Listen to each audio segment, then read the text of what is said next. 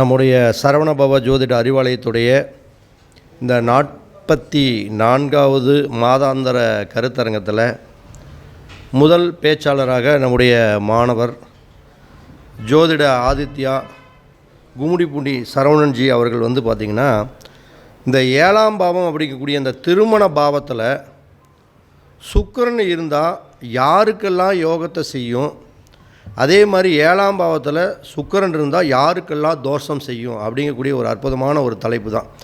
பொதுவாக கலஸ்திரக்காரகன் அப்படிங்கக்கூடிய சுக்கிரன் கலஸ்திர ஸ்தானத்திலேயே 7ஆம் பாவத்திலேயே இருந்தால் அது காரகோ பாவக நாஸ்தி அப்படின்னு நம்ம சொல்லி எல்லாம் கேள்விப்பட்டிருப்போம்.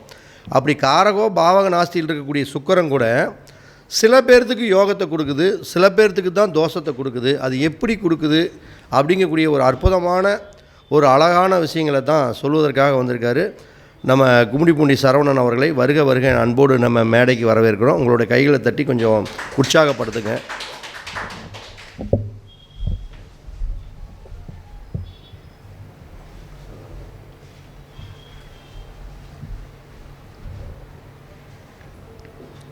ஓம் சரவணபவ.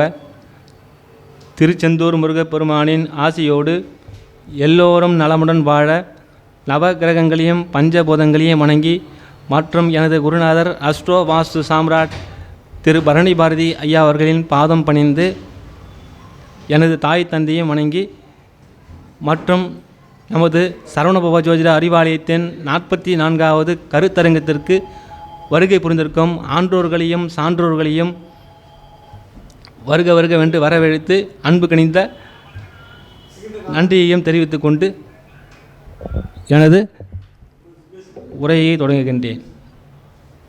எனக்கு கொடுக்கப்பட்டிருக்கும் தலைப்பு என்னன்னு பார்த்தீங்கன்னா, 7ஆம் பாவத்தில் சுக்கிரன் அமைந்திருப்பது யாருக்கு யோகத்தை கொடுக்கும், யாருக்கு தோஷத்தை கொடுக்கும் அப்படிங்கிறத பற்றி நம்ம பேச போகிறோம். பொதுவாகவே சுக்கிரன் பார்த்திங்கன்னா, அதாவது ஒரு பாவத்திற்கு அந்த பாவத்தை அந்த காரகத்தை குறிக்கக்கூடிய கிரகம் அந்த பாவத்தில் இருந்தால் காரக பாவகோ நாசி என்று ஒரு பொதுவான விதி உண்டு.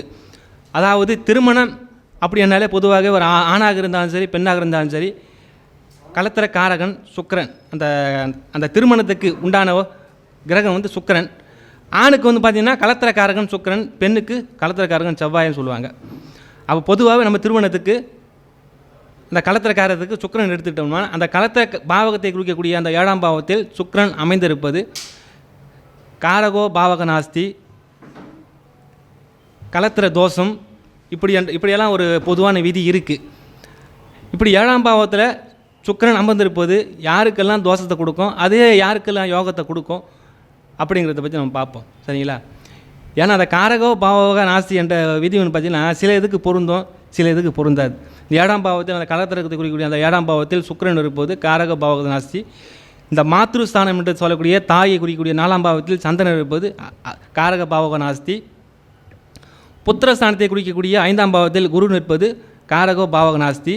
இப்படிலாம் ஒரு பொதுவாக ஒரு விதி இருந்தாலுமே கூட இந்த சனி பகவானுக்கு மட்டும் அந்த 8ஆம் பாவத்தில் ஆயுள் காரகத்தை குறிக்கக்கூடிய ஸ்தானத்தில் 8ஆம் பாவம் சனி அமைந்திருந்தால் அது மட்டும் அங்கே காரக பாவக நாசி அல்ல.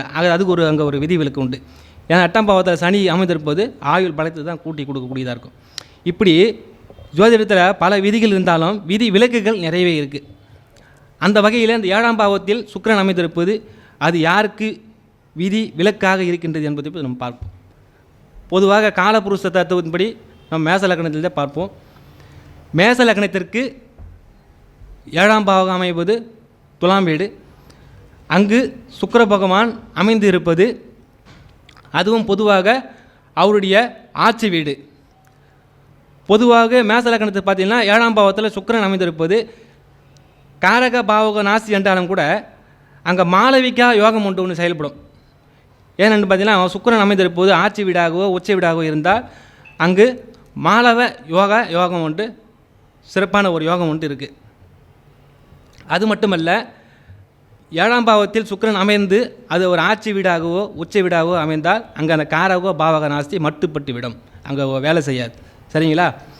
அந்த வகையில் மேஷ லக்னத்துக்கு 7ஆம் பாவத்தில் சுக்கிரன் அமைந்திருப்பது சிறப்பான ஒரு யோகமே. அப்படி அமைந்திருப்பவர்களுக்கு திருமண வாழ்க்கையில் ஒரு நல்ல ஒரு வாழ்க்கை துணையை கொடுக்கக்கூடிய வரக்கூடிய ஒரு வாழ்க்கை துணை அழகு மிகுந்தவராகவும் செல்வம் மிகுந்தவராகவும் வருவார்கள். அல்லது திருமணத்துக்கு பிறகு அவர்கள் வசதி வாய்ப்புகளை கொடுக்கக்கூடிய திருமண வாழ்க்கையாகவும் அமைவதற்கு நிறைய ஒரு வழியை வகுத்து கொடுக்குறதா இருக்கும். ஏன்னு பார்த்தீங்கன்னா இந்த மேசலக்கணத்துக்கு 2க்கும் 7க்கும் உடைய சுக்கிர பகவான் 7இல் ஆட்சி பெற்றிருப்பது நன்மையே. அந்த வகையில் மேசலக்கணத்தில் பொறுத்தவரை அதுவும் சரராசி இதுவும் சரராசி, அது நெருப்பு இது காற்று, காற்றும் நெருப்பும் ஒன்றோடு ஒன்று நண்பனாகிவிடும், ஒன்றோடு ஒன்று இணைந்துவிடும், ஐக்கியமாகிவிடும். அந்த வகையிலுமே கூட இது ஒரு சிறப்பான யோகத்தையே கொடுக்கும். அப்போது இந்த மேசலக்கணத்துக்கு பார்த்தீங்கன்னா 7ஆம் பாவமான துலாம் வீட்டில் சுக்கிரன் அமைந்து இருப்பது ஒரு சிறப்பான பலனையை கொடுக்கும். சரிங்களா? அதே அடுத்தபடியாக ரிஷபலக்கணக்காரருக்கு 7ஆம் பாவத்தில் சுக்கிரன் அமைந்திருப்பது யோகமா தோஷமா அப்படிங்கிறது பொழுது பார்த்திங்கன்னா இந்த இந்த ரிஷப லக்னத்துக்குமே 7ஆம் பாவத்தில் சுக்கிரன் அமைந்திருப்பது ஒரு விதமான நன்மையை தான் கொடுக்கும்.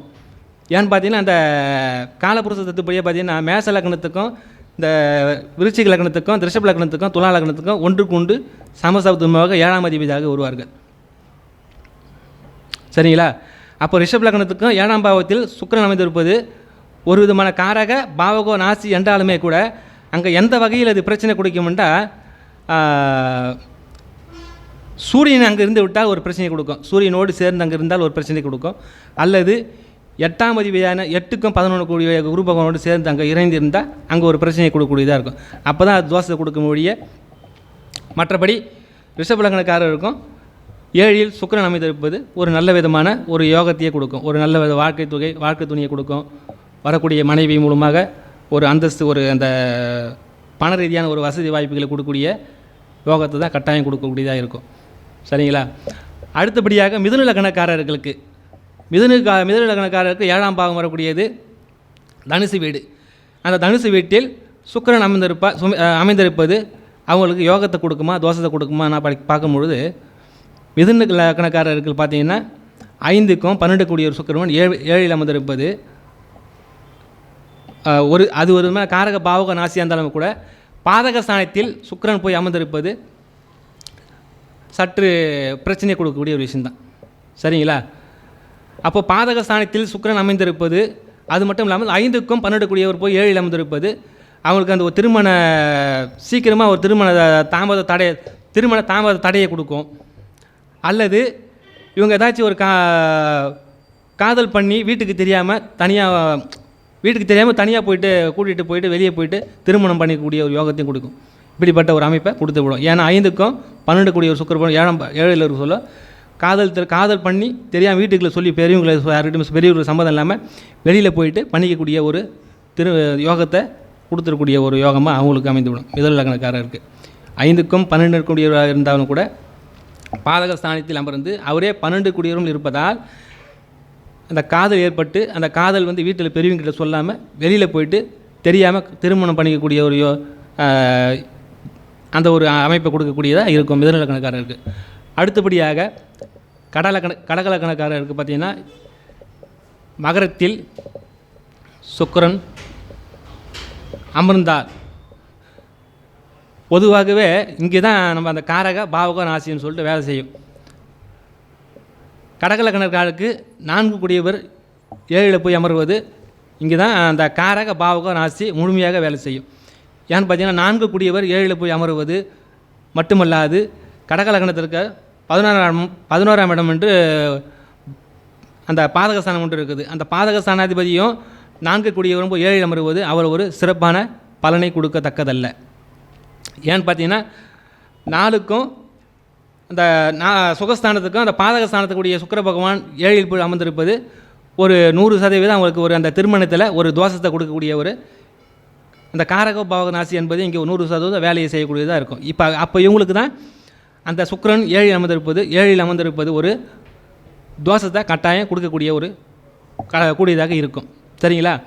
அடுத்ததாக சிம்ம லக்னத்துக்கு சேம் இங்கே கடக லக்னத்துக்கு நம்ம எப்படி சொல்கிறோமோ சேம் அதே தான் கும்பலக்கணத்தில் அமர்ந்து சிம்ம லக்னத்துக்கு 7ஆம் இடத்தில் சுக்கிரன் அமர்ந்திருப்பதும் ஒரு விதமான இங்கே கடக லக்னத்தை எப்படி சொல்கிறோமோ அதேமாதிரி தான் இங்கே 3க்கும் 10 கூடியவர் அங்கே கும்பலக்கணத்தில் போய் அமர்ந்திருப்பது சுக்கிரன் சிம்ம லக்னத்துக்கு ஒரு அவ்வளவு சிறப்பானது அல்ல.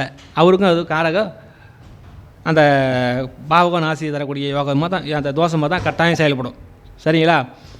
அடுத்தபடியாக கன்னி லக்னக்காரர்களுக்கு 7ல் சுக்கிரன் அமர்ந்திருப்பது, இங்கேயும் அந்த மாலவ யோகம் என்று ஒரு அற்புதமான யோகம் ஒன்று செயல்படும்.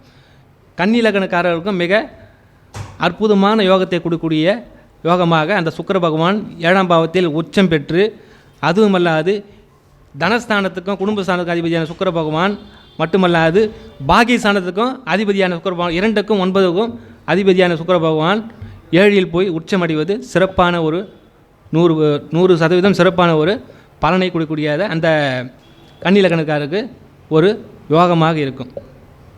சரிங்களா?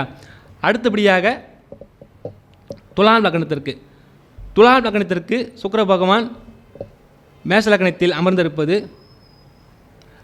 அதுவுமே ஒரு காரக பாவகோ ராசி என்று ஒரு இருந்தாலுமே கூட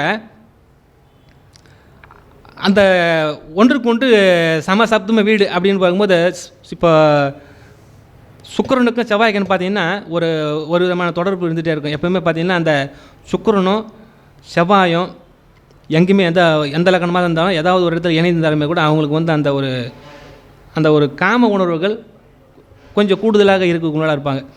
அது தவறான வழியில் போகிறாங்க இல்லை நல்வழியில் இருக்கிறாங்களான்றது லக்னாதிபதியும் லக்னத்தை பொறுத்து தான் செயல்படுத்த தவிர, ஆனால் அந்த ஒரு உணர்வு மட்டும் அவங்களுக்கு இருந்து கொடுக்குற இந்த சுக்கிரனும் செவ்வாயும் இணைந்து இருந்தால் அந்த ஒரு உணர்வு கட்டாயம் எங்களுக்கு இருக்கும். அப்போ துலா லக்னக்காரருக்கும் மேச லக்னத்தில்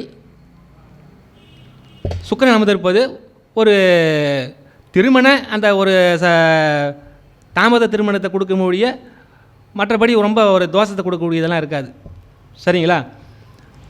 அடுத்தபடியாக விருச்சிக லக்னத்திற்கு சுக்கிர பகவான் 7ல் அமர்ந்திருப்பது, இதுவும் ஒரு விதத்தில் மாலவ யோகத்தை ஏற்படுத்தும். ஏன்னு பார்த்தீங்கன்னா விருச்சிக லக்னத்துக்கு 7ஆம் இடத்துல தன்னுடைய வீட்டிலேயே ஆட்சி பெற்று 7ஆம் இடத்தில் அமர்வதால் சுக்கிர பகவான், அப்போ அந்த விருச்சிக லக்னக்காரருக்கும் அந்த சுக்கிர பகவான் ஒரு யோகத்தை கொடுக்கக்கூடியவராக இருப்பார்.